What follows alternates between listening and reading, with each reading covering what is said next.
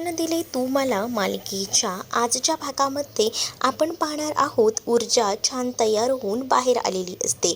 ऊर्जाला बघून काकू आता तिचं कौतुक करत असतात आणि म्हणत असतात की ऊर्जा खरोखरच आज अगदी नववधूसारखी दिसतेस बघ. तुझ्या चेहऱ्यावर तो ग्लो आलाय. त्याचबरोबर आता शौर्यही आलेला असतो. शौर्याचंही कौतुक होत असतं. आता पूजेला बसायचं असतं. तर चला मग आता आपण पूजेला बसूया. गुरुजी येतीलच इतक्यात. मग तेवढ्यातच ना दारावर आता हर्षवर्धन आलेला असतो. हर्षवर्धनला आलेलं बघूनच ना आता सगळीजण विचार करतात की हे काय. आणि तेव्हाच ना हर्षवर्धन येऊन म्हणत असतो की ही पूजा वगैरे होणार नाही. हर्षवर्धनने असं म्हटल्यानंतर आता शौर्य चकित होतो. मग शौर्य विचारतो की डॅड तुम्ही इथे. त्यावर हर्षवर्धन शौर्याला सांगतात की मी तुला घ्यायला आलो आहे. मग ही गोष्ट जेव्हा शौर्याला कळते तेव्हा शौर्याला आनंद होतो. शौर्याला असं वाटतं की खरंच ना आपले बाबा आपल्याला घेऊन जायला आलेले आहेत. म्हणूनच मग आता शौर्य हर्षवर्धनला प्रेमानं मिठी मारतो आणि तो म्हणत असतो की ऊर्जा बघितलंस का, मी तुला म्हटलं होतं ना माझे बाबा मला घ्यायला येतील आणि बघ आले सुद्धा घ्यायला. असंही आता बोललं जातं. पण त्याच वेळेला हर्षवर्धन शौर्याला सांगत असतो की मी फक्त तुला घरी घेऊन जायला आलो आहे, तिला नाही. असं म्हटल्यानंतर मात्र आता शौर्याला राग येतो. शौर्य लगेच हर्षवर्धनच्या मिठीतून बाहेर पडतो आणि त्याच वेळेला आता हर्षवर्धन शौर्याला सांगत असतो की मला कधीच ऊर्जा सून म्हणून पसंत नसणार आहे. त्यामुळे तू हे जे काही लग्न वगैरे केलं आहेस ना ते सगळं राहू दे. तू आता माझ्यासोबत घरी चल. या लग्नाला काहीच अर्थ नाही आहे. याही भाषेत आता हर्षवर्धन जो आहे तो आता शौर्याला बोलत असतो. तर दुसरीकडे आता पाहायला मिळत असतं की इकडे आता आजी डायनिंग टेबलवर बसलेली असते. तेच आता काकांना विचारत असते की काय झालं, शैलीजा कुठे आहे. तर आता शोना सांगत असते की आई ना ती जरा बाहेर गेली आहे तिच्या एका मैत्रिणीकडे आणि मग काय तिथूनच बाहेरूनच खाऊन येणार आहे असं म्हटली ती. म्हणजे इथे आम्हाला सामोर जावं लागतं म्हणून तिची ही नाटकं असणार आहेत का. विजया आणि हर्षवर्धन कुठे आहे. मग दिव्या म्हणत असते की आई तर खोलीच्या बाहेर आल्याच नाही आहे सकाळपासून, पण बाबा तर बाहेर गेले आहेत ना.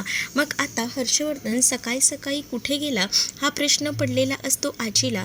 मग दुसरीकडे आता काका म्हणत असतात नक्कीच त्याला त्याच्या चुकीची जाणीव झाली असेल म्हणून धाकट्या सुनबाईंना घ्यायला गेला असेल. मग दिव्या म्हणत असते की हो अगदी नाचत गाजतच आणतील ना त्यांच्या धाकट्या सुनेला, असंही आता म्हटलं जातं. पण आता खरं तर काळजी वाटत असते ती म्हणजे आजींना. कारण हर्षवर्धन कुठे गेला असेल, कारण असा पहाटे तो जात नाही. आदित्यही म्हणत असतो की एवढंही काही इम्पॉर्टंट काम नाही आहे की ते कुठे गेले असतील. मग नेमका कुठे गेला असेल हा त्यांना वाईट वाटत असतं. आजीला असं वाटत असतं की नक्कीच आहे ना हा शौर्यकडे तर गेला नसेल ना असं देखील आजीला मनातून वाटत असतं. इकडे मात्र हर्षवर्धन शौर्याला म्हणत असतो की मी ऊर्जाला स्वीकारणार नाही, मी तुला एकट्याला घ्यायला आलो आहे. पण लगेचच शौर्य नकार देतो आणि शौर्य सरळ सांगतो की मी तुमच्यासोबत कुठेही येणार नाही आहे. जर मी आलो तर तुम्हाला चांगलंच माहिती आहे की मी माझ्या बायकोसोबतच येईन, नाहीतर मी एकटा कुठेही येणार नाही असं देखील हर्षवर्धनला शौर्यने डायरेक्टच सांगून टाकलेलं असतं.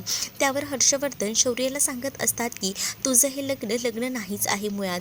पण आता शौर्य चिडतो आणि म्हणतो की तुम्ही माझे बाबा आहात म्हणून मी तुम्हाला सोडतोय, पण तुमच्या जागी दुसरं कोणी असलं असतं ना तर मी माफ केलंच नसतं. मुळात आहे ना मला तुमच्या गोष्टी मान्यच नाही आहेत तुम्ही जे काही बोलताय ते. म्हणजे तुम्हाला एक गोष्ट सांगू का की ऊर्जाबरोबर माझं लग्न झालं आहे आणि मी तिला 7 जन्माची वचनंसुद्धा दिली आहेत आणि तुम्ही म्हणताय की हे लग्न नाही आहे. मग या लग्नाला नेमकं म्हणायचं तरी काय.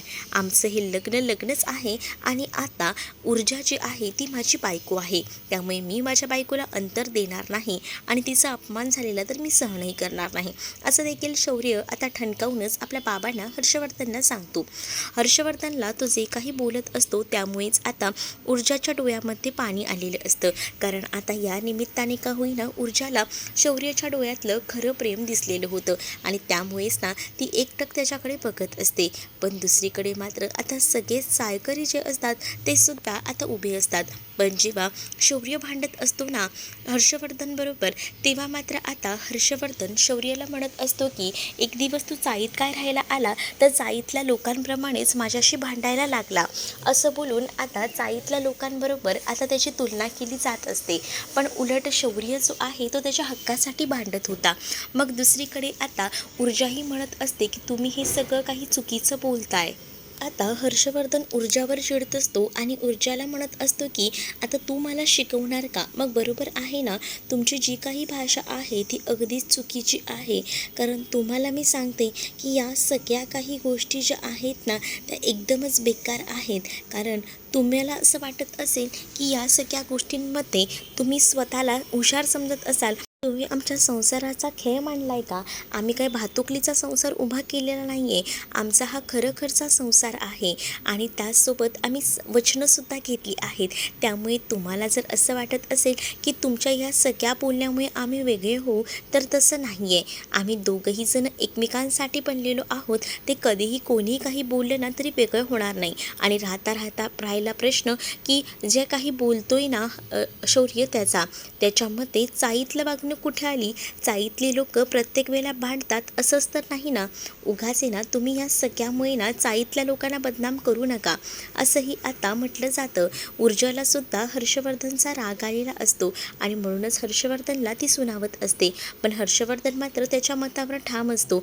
तो म्हणत असतो की तू काही कितीही बोल, पण मी माझ्या घरची सून म्हणून तुला स्वीकारणार नाही. मग आता शौर्यसुद्धा ठामपणे सांगतो की मी सुद्धा तुम्हाला सांगितलेलं आहे की जर तुम्ही माझ्या ऊर्जाला सून म्हणून स्वीकारायला तयार नसाल तर मलासुद्धा तुमच्याबरोबर कुठेही यायचं नाही. त्यामुळे तुम्ही प्लीज जाल तरीही मला चालेल, असं देखील आता तो डायरेक्टली बोलून टाकतो. आणि जेव्हा तो ह्या सगळ्या काही गोष्टी बोलतो ना, हर्षवर्धन काही केल्या ऐकायला तयार नसतो. हर्षवर्धन आता म्हणत असतो की नाही, मी आता तुझं काही ऐकणार नाही आहे. तुला आता माझ्यासोबत यावंच लागेल. आणि मग काय, या सगळ्या काही गोष्टी सांगितल्यानंतरच आता हर्षवर्धनच्या समोरच शौर्यने ऊर्जाचा हात आपल्या हातामध्ये धरलेला असतो आणि तो आता म्हणत असतो की बघा, हा ऊर्जाचा हात मी कायमचा धरला आहे, कधीही न सोडण्यासाठी. त्यामुळे तुम्ही मला कितीही सांगा, काही करा, पण मी काही झालं तरीसुद्धा माझ्या बायकोपासून वेगळं होणार नाही आहे, असंही आता म्हटलं जातं. तर दुसरीकडे ऊर्जा शौर्यला बाजूला बोलायसाठी घेऊन येते आणि ऊर्जा शौर्यला समजावू लागते आणि म्हणत असते की मी काय म्हणते शौर्य, तुझं माझ्यावरचं प्रेम किती आहे ना, या सगळ्या काही गोष्टी आहेत ना मला आता समजले आहेत. पण आता तू अजून तुझ्या आईवडिलांसोबत भांडू नकोस, त्यांच्यापासून लांब राहू नकोस. म्हणजे आपण लग्न केलं आहे, तू जशी मला वचनं दिली आहेत तशी माझीही काही वचनं आहेतच की. मला तुझं घर नाही तोडायचं, उलट तुला लहानाचं मोठं तुझ्या आईवडिलांनी केलेलं आहे. सो मला असं वाटतं ना की तू त्यांच्यासोबत राहायला हवंस. उगाचच चुकीचे अर्थ काढून ना या सगळ्या काही गोष्टी ना उलट दुसऱ्या दिशेने जात आहेत आणि ते नको जायला, असंच मला वाटतं. म्हणून मी तुला सांगते की नको नको ह्या सगळ्या काही गोष्टी करू आणि ह्या सगळ्या गोष्टी वाढवू. प्लीज प्लीज माझं ऐक, सांगितलेल्या गोष्टी लक्षात ठेव, असंही आता म्हटलं जातं. आणि त्याच वेळेला जेव्हा या सगळ्या गोष्टी सांगितल्या जातात, आता ऊर्जा शौर्यकडे बघत असते तर शौर्य मात्र आता सांगत असतो की प्लीज प्लीज नको तू असा विचार करूस, मी तुला सोडून कुठेही जाणार नाही आहे. पण त्याच वेळेला आता ऊर्जा सांगत असते की बघ, लहानाचं मोठं तुझ्या आईवडिलांनी तुला केलेलं आहे आणि तू जे काही गोष्टी बोलतोयस ना त्यामुळे मला काही गोष्टी पटत नाही आहेत. आणि म्हणूनच मी तुला सांगते, आपण दोघंही जण जगाच्या पाठीवर कुठेही असू, एकत्रच असू, आपण दोघंही जण जे आहे ना ते एकमेकांना काही सोडणार नाही आहोत. पण तू असं तुझ्या आईवडिलांपासून वेगळं बाजूला राहावं असं मलाही वाटत नाही. म्हणूनच प्लीज प्लीज मी तुला सांगते ना, अशी कोणतीही चूक करू नकोस जेणेकरून हे सगळं काही होईल. प्लीज ऐकतोयस ना? मग आता इकडे मात्र डोळे पाणावलेले असतात बिचाऱ्या शौर्यचे. शौर्यला आता ऊर्जाचं ऐकावंच लागत असतं. ती त्याला सरळ सांगत असते की मी इथे राहते माझ्या आईकडे आणि तू तुझ्या आईवडिलांकडे राहा. उद्या जर तू मला सांगितलं असतंस की तू तुझ्या आईला सोड आणि राहा, तर मी ऐकलं नसतं. आणि म्हणूनच तर मी तुलाही सांगते की तूही तुझ्या आईवडिलांना सोडून राहू नकोस, असं तिने आता त्याला सांगितलेलं असतं. आणि जेव्हा ती ह्या सगळ्या काही गोष्टी त्याला सांगते ना, तेव्हा तो रडत राहतो. आणि मग आपण दोघं वेगवेगळं राहायचं का?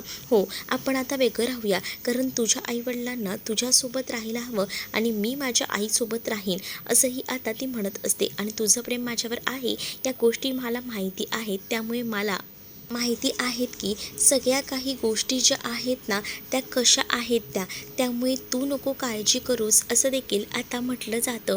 आणि त्याच वेळेला आता खूपच जास्त कसं तरी वाटत असतं इकडे असणाऱ्या या शौर्य आता ऊर्जाचा हात वगैरे धरतो आणि ऊर्जाला तो घेऊन चाललेला असतो. आणि जेव्हा तो ऊर्जाला घेऊन जात असतो ना, तेव्हा मात्र तो समोर असलेल्या हर्षवर्धनला सांगत असतो की बघितलंत का, तुम्हाला असं वाटत असेल ना की तुम्ही माझ्यापासनं ऊर्जाला तोडत आहात, पण ऊर्जा बघितलं का तुमचाच किती विचार करते ते. तिला आता सगळ्या गोष्टी दिसत आहेत, पण तरीसुद्धा ती फक्त आणि फक्त तुम्हालाच महत्त्व देते. या सगळ्यामध्ये कळतंय का ती मुलगी किती चांगली आहे ते, पण तुम्ही तिच्याबद्दल वाईट विचार करताय. मग तरीसुद्धा हर्षवर्धन एवढं ऊर्जा चांगलं वागूनसुद्धा ऐकायला काही तयार नसते. तो सरळ म्हणतो की माझा निर्णय झालेला आहे, बघ माझा निर्णय तुला आवडतोय का? मग आता शौर्य ऊर्जाचं ऐकून हर्षवर्धनबरोबर खरंच घरी जाईल का, हे पाहणं तितकंच इंटरेस्टिंग असणार आहे. तुम्ही जर आपल्या चॅनलवर नवीन असाल तर नक्कीच आपल्या चॅनलला सबस्क्राईब करा. चला तर मग भेटूया पुढच्या भागामध्ये. तोपर्यंत टाटा बाय.